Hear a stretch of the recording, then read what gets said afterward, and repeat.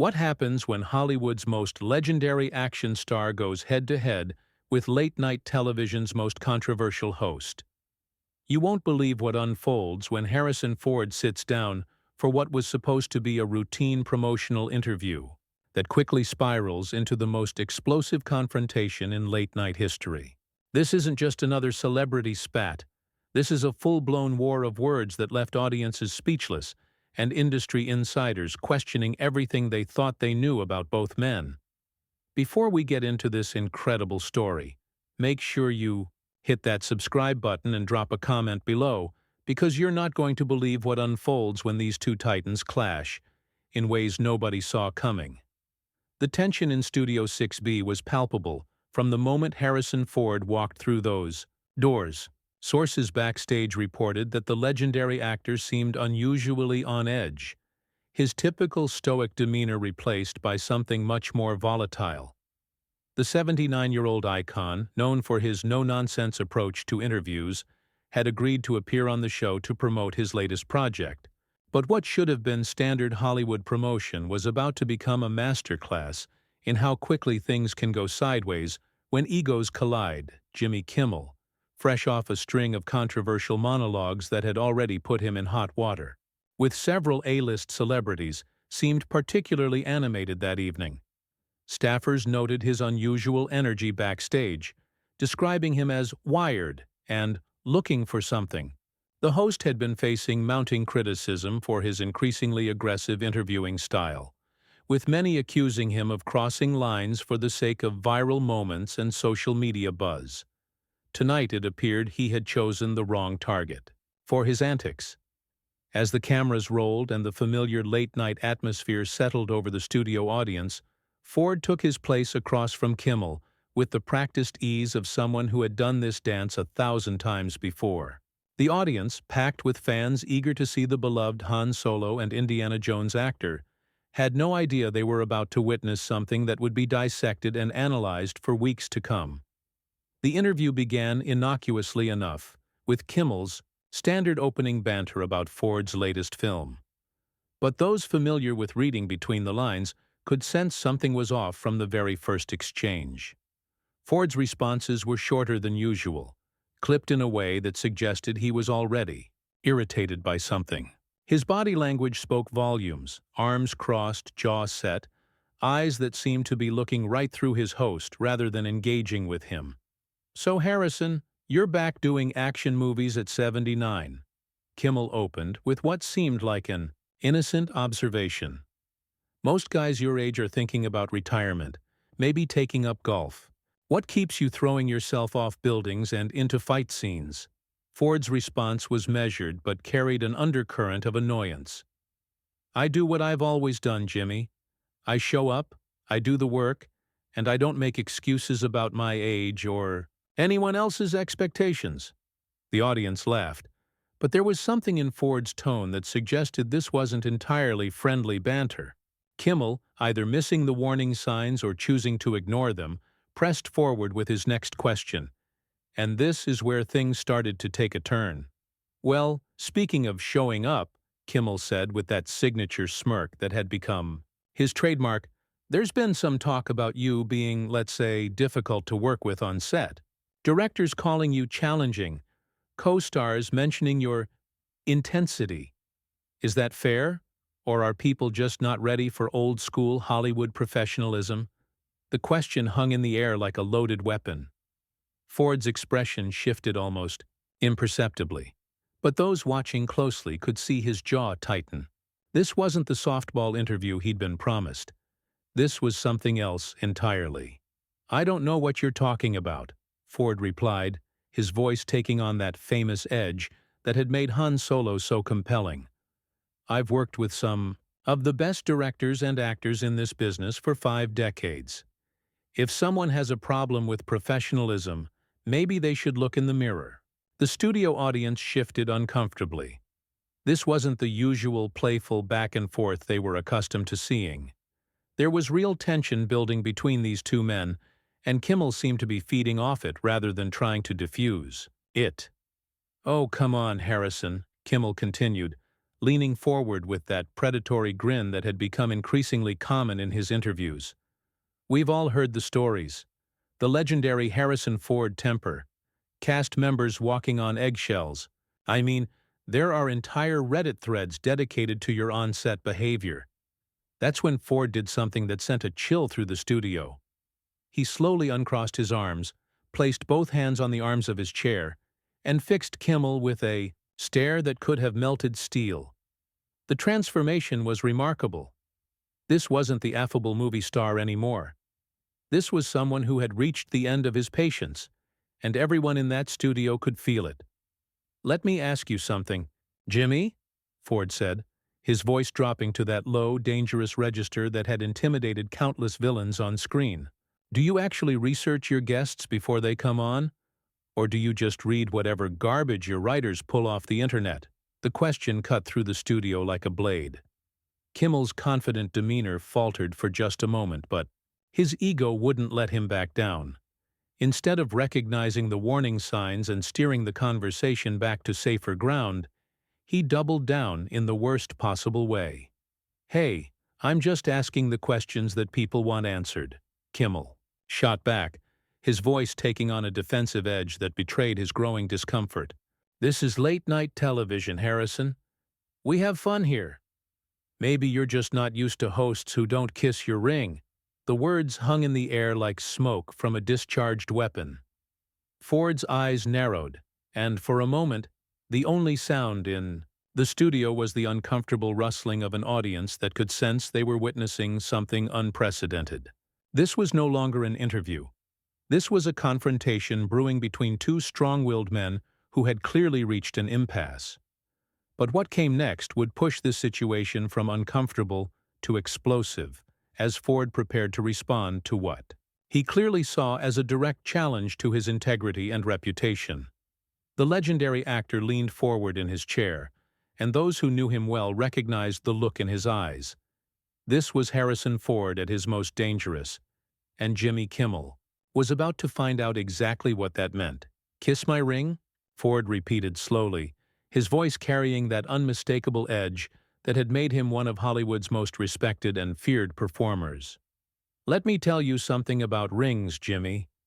I've earned every single thing I have in this business through 47 years of showing up, doing the work, and treating people with respect." "What have you earned besides a desk and a microphone?" The studio fell into a dead silence that was so complete you could hear the hum of the cameras. Kimmel's face flushed red as he realized he had badly miscalculated his opponent. This wasn't some young starlet he could intimidate or a desperate has-been looking for attention. This was Harrison Ford, and he was done playing games. "Now wait just a minute," Kimmel stammered, his confidence evaporating as he found himself on the receiving end of Ford's legendary intensity. "I've been doing this show for 20 years. I've interviewed every major star in Hollywood." "And how many of them came back?" Ford shot back without missing a beat. "How many of them told their friends what a professional, respectful experience it was? Because from where I'm sitting, it looks like you've built your career on cheap shots and gotcha moments."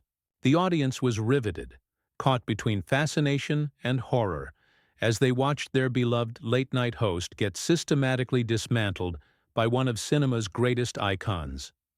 This wasn't the playful sparring they were used to seeing. This was a public execution, and Ford was just getting started. Kimmel tried to regain control, falling back on his usual tactics. "Look, Harrison, I think you're taking this a little too seriously. This is comedy. This is entertainment. Maybe you need to lighten up a little." That proved to be exactly the wrong thing to say. Ford's expression shifted from controlled anger to something much more dangerous: contempt. When he spoke again, his voice was quiet, but it carried the weight of decades in an industry that had taught him exactly how to handle bullies. "Lighten up?" Ford said, each word carefully measured. "You ambush me on live television with lies and gossip, question my professionalism in front of millions of people, and then tell me to lighten up when I defend myself? That's not comedy, Jimmy. That's cowardice." The word cowardice hit Kimmel like a physical blow.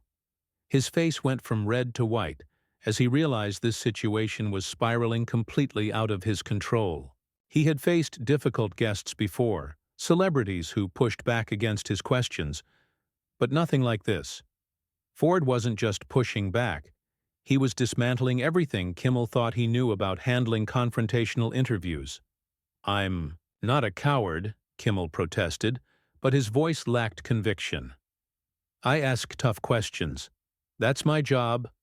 "Your job?" Ford leaned back in his chair, but somehow managed to look even more intimidating than when he was leaning forward. "Your job is supposed to be entertaining people, not tearing down guests who come here as a favor to promote their work. But you've confused cruelty with comedy, and frankly, it's pathetic."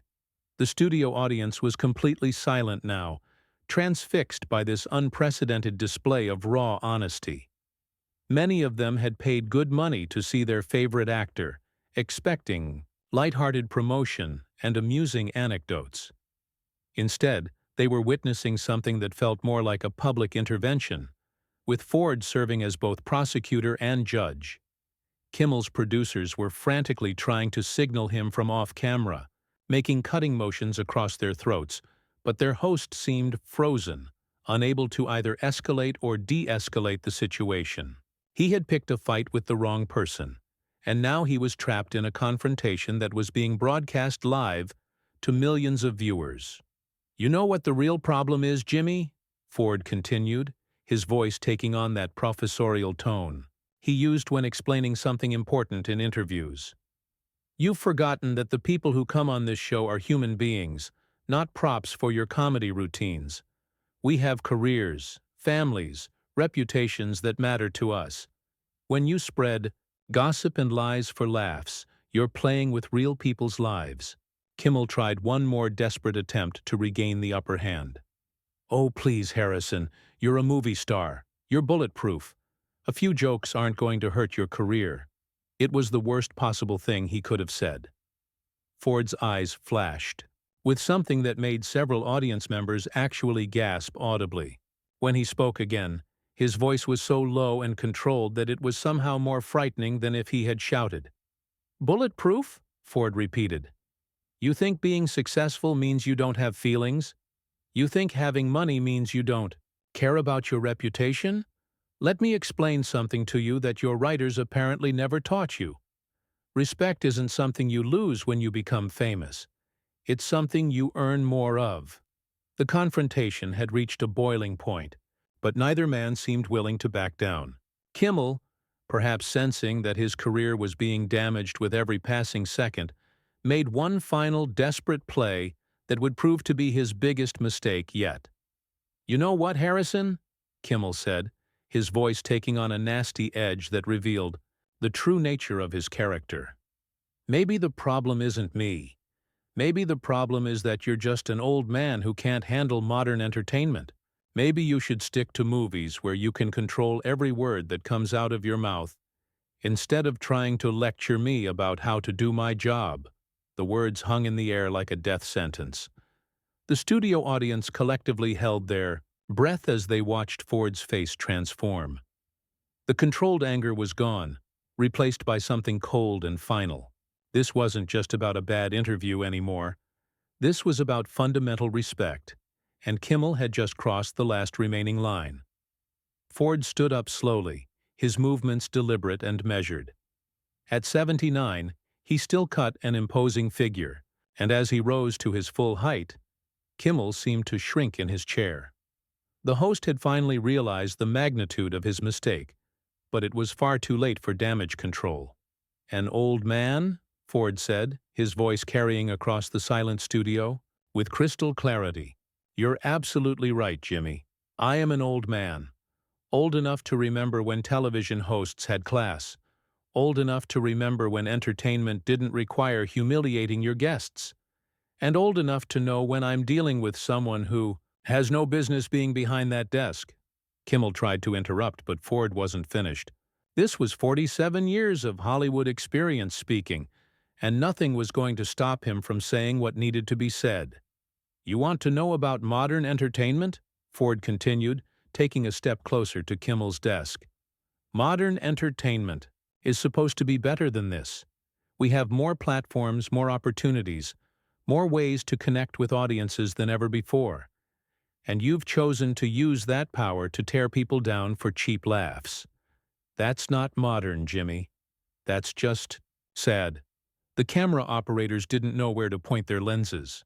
This was unprecedented television, a complete breakdown of the traditional talk show format, and they were capturing every devastating second of it. Ford's presence dominated the studio in a way that made it clear who was really in control of this situation. Kimmel made one last pathetic attempt to salvage the interview. "Harrison, please, sit down. Let's talk about this like adults." Ford's laugh was sharp and humorless. "Adults? You mean the way adults ambush their guests with gossip and lies? The way adults insult people when they defend themselves? No, Jimmy, I think we're done talking. What happened next would be replayed thousands of times across social media and entertainment news programs."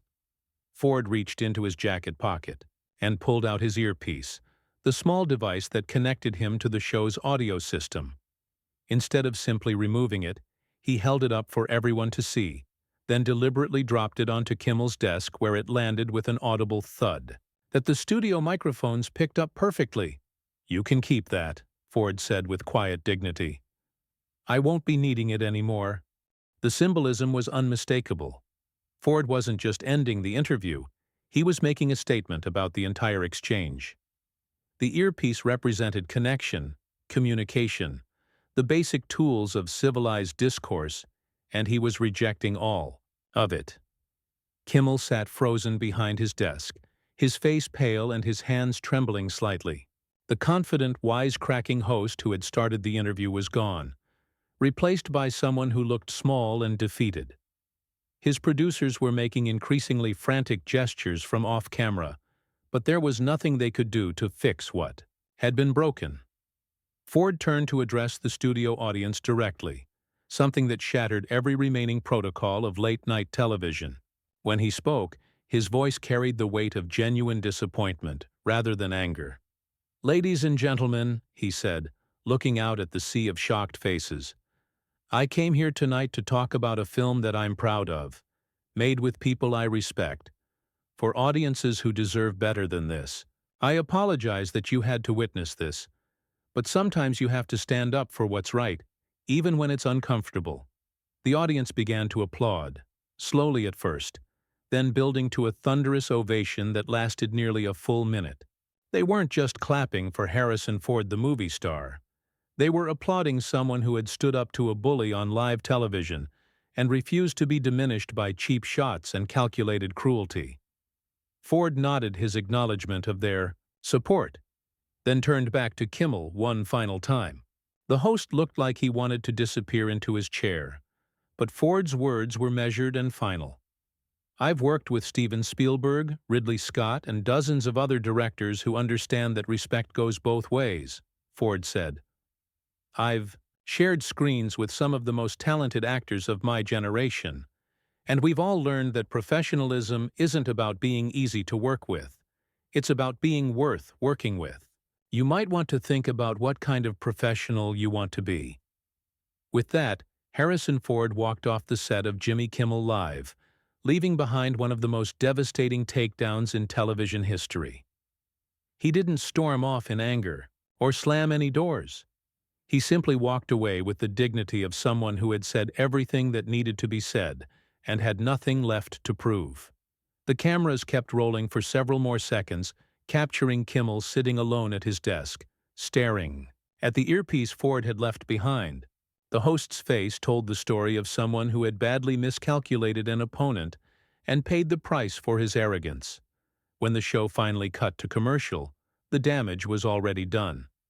In those final moments before the break, as Ford's footsteps could still be heard echoing from backstage, the studio remained completely silent except for the quiet hum of equipment and the barely audible sound of Kimmel's labored breathing. The confrontation was over, but its impact would reverberate through Hollywood and beyond, serving as a reminder that sometimes the most powerful response to a bully is simply refusing to play their game.